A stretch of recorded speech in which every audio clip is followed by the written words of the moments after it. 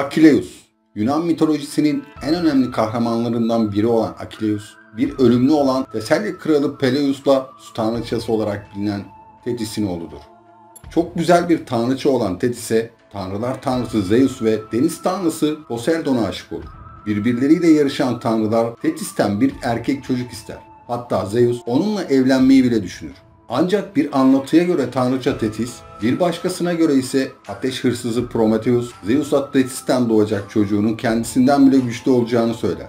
Kendilerinden daha üstün bir gücün ortaya çıkışını engellemek isteyen tanrılar, dikkatle plan yaparak Thetis'in bir ölümlüyle yani Peleus'la evlenmesini sağlar.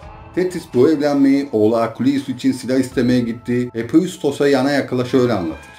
Söyle Hephaistos, Olimpos'taki tanrıçalar arasında yüreği benim gibi acılı biri var mı? Zeus bunlar arasında bir bana verdi acıları. Bunca deniz tanrıçalarından bir beni verdi ölümlü kocaya. Aikos'un oğlu Peleus'a, katlandım bir adamın yatağına girmeye, istemeye tiksine. Thetis ile Peleus'un evliliğinden 7 çocuk dünyaya gelir. Thetis, Peleus gibi ölümlü biriyle evliliğe katlanamaz ve çocukları da kendi gibi ölümsüz kılmak ister. Geceleri uyanarak çocuklarını ateşin üzerine tutar ki gövdelerindeki ölümsüzlük tohumları yok olsun. Birçok çocuğu bu şekilde yanarak öldükten sonra sıra Akileus'a gelir. O gece Peleus uyanır ve Thetis'i Akileus topuğundan tutarak aleve verirken görür. Çocuğu son anda kurtaran Peleus, Thetis'i evden kovar. Tanrıça da denize dalarak uzaklaşır ve bir daha dönmez. Akileus kurtulur ama dudakları ve sağ ayağının aşık kemiği yanar.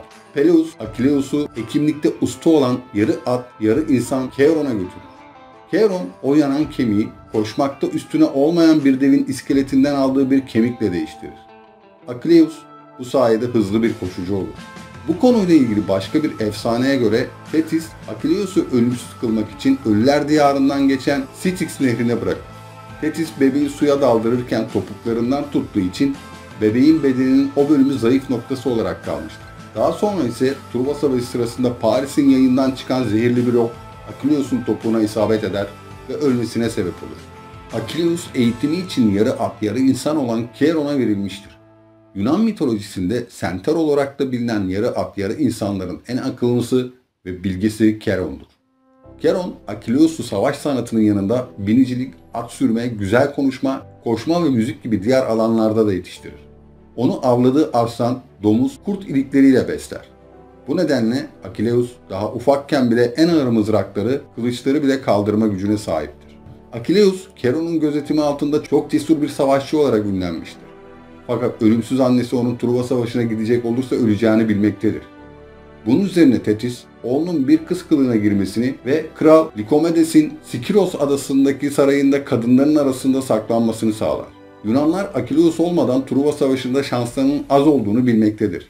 Bu yüzden bir an önce Akileus'un bulunmasını isteyen Agamemnon, Akileus'u bulma görevini zekası ve kurnazlığıyla bilinen Odysseus'a vermiştir.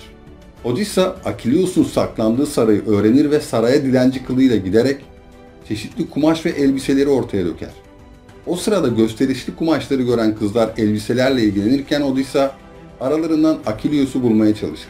Elbiselerin arasından savaşçılara layık çok güzel bir kılıç çıkar ve Odysseus saraya bir saldırı varmış gibi bağırarak silah başına diye askerleri bağırtır ve saldırı borusunu çaldırtır. O sırada kızlar kaçışırken Akileus refleksle elini kılıca atar ve kimliği ortaya çıkar. Akileus bu olaydan sonra Truva Savaşı'na katılmak zorunda kalmıştır. Homeros'un İlyadası'nda şiirin bütününde işlenen temel konu Akileus'un öfkesidir. Onun Miken kralı Agamemnon'la kavgası, sonra da kavganın Truva'yı kuşatan Aka Yunanlıları için kötü sonuçlarıdır. Başkomutan Agamemnon, Yunan kahramanı Akileus'un savaş ganimetinden payına düşen Briseis adlı güzel tutsak kadını kendisine vermesini ister. Akileus kendi payına düşen kadından yoksun bırakılmayı reddeder. Silahlı harp toplantısında bu istek kendisine bildirilince Akileus Agamemnon'a ağır küfürler eder. Akileus'un Agamemnon'a karşı öfkesinin asıl nedeni hakkının bu şekilde gasp edilmesidir. Kendisi hiçbir çıkar gütmeden savaşır, didinir ama payı başkomutan alır. Akileus, Agamemnon kendisinden özür dilemedikçe savaşmayıp çadırına kapanacağını ve çocukluk arkadaşı Patraklos hariç hiçbir arkadaşlarıyla da görüşmeyeceğini söyleyerek oradan ayrılır. Akileus'un çekilmesiyle Yunanlar Truva surları altındaki ovada 3 kez yenilgiye uğrar. O vakte kadar hep saldıran Akalar savunmaya çekilmek zorunda kalmıştır. Bu yenilgiler arasında bir gece Akileus'un çadırına Ayas, Odysseus ve Phoenix gelerek ona çeşitli armağanlar ve erdemler vaat ederler. Bunu reddeden Akileus daha da ileri giderek ertesi gün yeniden denize açılıp yurduna döneceğini, kazanacağı ölümsüz şanın yerine silik bir ihtiyarlığın ardından ölmeyi yeğlediğini söyler. Daha sonra Patraklos heyecan içinde gelerek şöyle der: Akileus, sen duygusuz ve acımasız birisin. Bari omuzlarımı senin silahlarınla korumama izin ver. Tanrılardan dilerim ki Troyalılar beni sen sanıp savaşmaktan kaçsınlar. O arada bitkin akalar da bir soluk alsınlar. Akileus kızgınlığını bırakmadan razı olur, der ki, hey, dilerim Tanrılar ki Baba Zeus, Apollon, Athena, Troyalıların bir teki, akaların da bir teki, bütün bunların tümü ölümden kaçınamasın. Biz ikimiz kalalım geriye. Akileus'un silahlarını kuşanarak savaş meydanına giden Patraklos, orada Hektor'la karşılaşır ve Hektor tarafından öldürülür. Akalar yasa boğulur. Olayı öğrenir öğrenmez Akileus iki eliyle ocaktan kül alır, başından aşağı döker, boylu boyunca yere uzanıp saçlarını yolarak toza toprağa bulanır. Ve işte o zaman Akileus savaşa başlar.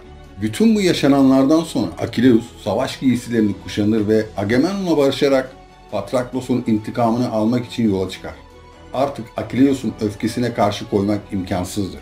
Akileus, Hektor'la karşılaşıp teke tek dövüşmeye başladığında her iki tarafta savaşmayı bırakarak iki savaşçıyı hayranlıkla izlemeye koyuyor.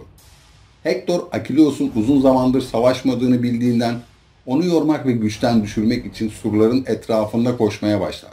Bir türlü Akileus'u güçten düşürmeyi başaramayan Hektor, kaçmaktan vazgeçerek hasmıyla dövüşmeye hazırlanır. Akileus bütün bir öfkeyle saldırır ve Hektor'u yere düşürür. Hektor'un son dileği öldükten sonra bedeninin uygun bir şekilde gömülmesi olur. Ancak Akileus bunu kabul etmez. Hektor'un topuklarını delerek kayışlar geçirir ve kayışları Balyos, Santos ve Pedasos'un çektiği arabaya bağlar. Arabayla Hektor'un bedenini şehrin surları etrafında sürükler. Bütün bunlara rağmen acısını dindiremeyen Akileus her sabah şafakta kalkar ve Hektor'un cansız bedenini Patraklos'un mezarı etrafında 3 kez sürükler. Tüm bunlara rağmen Tanrı Apollon'un yardımlarıyla cesette en ufak bir çürüme ya da bozulmaya rastlanmaz. Zeus'un emriyle Hermes, gecenin karanlığında Priamos'un Yunan karargahına gelip fidye karşılığında cesedi götürmek için Akileus'u ikna etmesini sağlar. Fidye olarak Hektor'un ağırlığınca altın ödenmesine karar verilmiştir. Altın denk getirilemeyince olan biteni surların üzerinden izleyen Polyxena, kollarındaki bilezikleri vererek altını denkleştirir. Polyxena bu asil davranışıyla Akileus'un hayranlığını kazanır. Yunan savaşçı daha sonra Priamos'a dönerek Polyxena'nın karşılığında size seve seve Hektor'u veririm. Eğer benim onunla evlenmeme izin verir ve Helen'i Menelaos'a iade ederseniz size söz veriyorum iki halk arasında bu savaş hemen yerini barışa bırakacaktır der. Priamos bir müddet düşündükten sonra altın karşılığında Hektor'un cesedinin geri verilmesinde ısrar eder. Ancak kuşatmayı kaldırırsa Polyxena ile evlendireceğine söz verir. Akileus anlaşmayı kabul eder ve Priamos Hektor'un cesedini alarak oradan uzaklaşır. Polyxena'nın erkek kardeşi Troilus'u öldüren Akileus hakkında gizli planları vardır. Polyxena kendine sırılsıklam aşık ettiği Akileus'un ölümsüzlük sırrını öğrenmeyi başarır.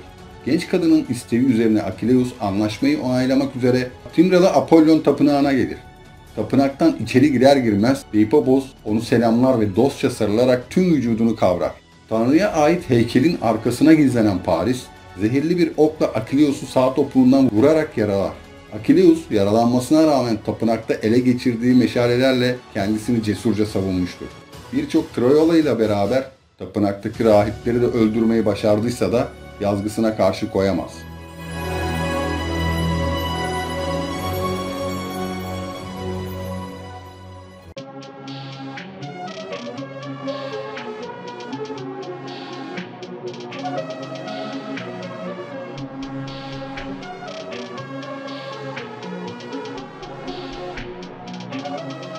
Perfect.